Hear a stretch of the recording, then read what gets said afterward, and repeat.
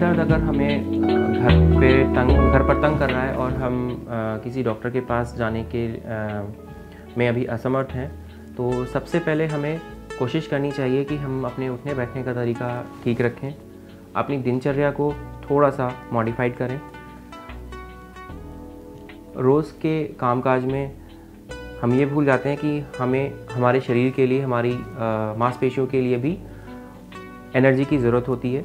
उनको सही ढंग से यूज़ करना बहुत ज़्यादा ज़रूरी है। अगर हम उनको सही ढंग से यूज़ करते हैं तो हमें 90% जो दर्द है हमारे, वो ऐसे ही ख़त्म हो सकते हैं। हमें डेली घूमने की आदत डालनी चाहिए। डेली कम से कम 3 से 4 किलोमीटर घूमना चाहिए। कोशिश करनी चाहिए कि ऊबड़-खाबड़ जगह पर ना घूमें, एक प्लेन सतह पर घूमने की कोशिश करनी चाहिए। चोट लगने से बचना चाहिए, स्पेशली बूढ़े लोगों में, जहाँ पे अंधेरा कमरा हो, पानी पड़ा हो, बाथरूम में आने जाने में कोशिश करनी चाहिए कि कोई रुकावट ना हो, जिससे कि हम गिरने से बचें।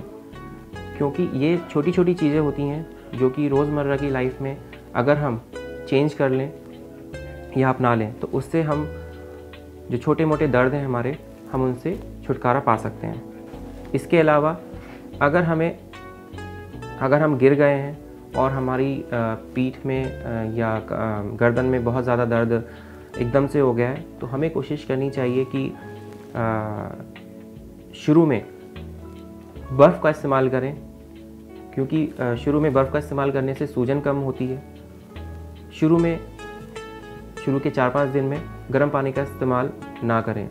गर्म पानी सूजन बढ़ा सकता है और दर्द ऐसा का ऐसा ही बना रह सकता है। शुरू के 4-5 दिन बहुत इम्पॉर्टेंट होते हैं। उसमें हमें सिर्फ बर्फ़ से सिकाई करनी चाहिए, क्योंकि अगर इन्फेक्शन गलती से वहाँ पे है, जो कि एक दर्द का कारण हो सकता है, और हम गर्म पानी से सेक करें, तो वो इन्फेक्शन बढ़ने के चांसेस बहुत ज़्यादा होते हैं। इसके बावजूद भी अगर हमें 4-5 दिन बाद भी दर्द बना रह रहा है, तो हमें कोशिश करनी चाहिए कि हम डॉक्टर से डिस्कस करें। लेकिन अगर 4-5 दिन में लगता है कि हमारा दर्द कम हो रहा है, साथ साथ हम सेक, मलहम का इस्तेमाल भी कर सकते हैं। आजकल बाज़ार में बहुत सारे मलहम उपलब्ध हैं, जिसमें से हम कोई सा भी जो हमें सूट करता है उसको यूज़ कर सकते हैं। साथ में अगर कोई पेन किलर है तो हमें डॉक्टर से डिस्कस करके ही यूज़ करनी चाहिए। दर्द प्रबंधन के बारे में अधिक जानकारी के लिए लॉग ऑन करें onlymyhealth.com।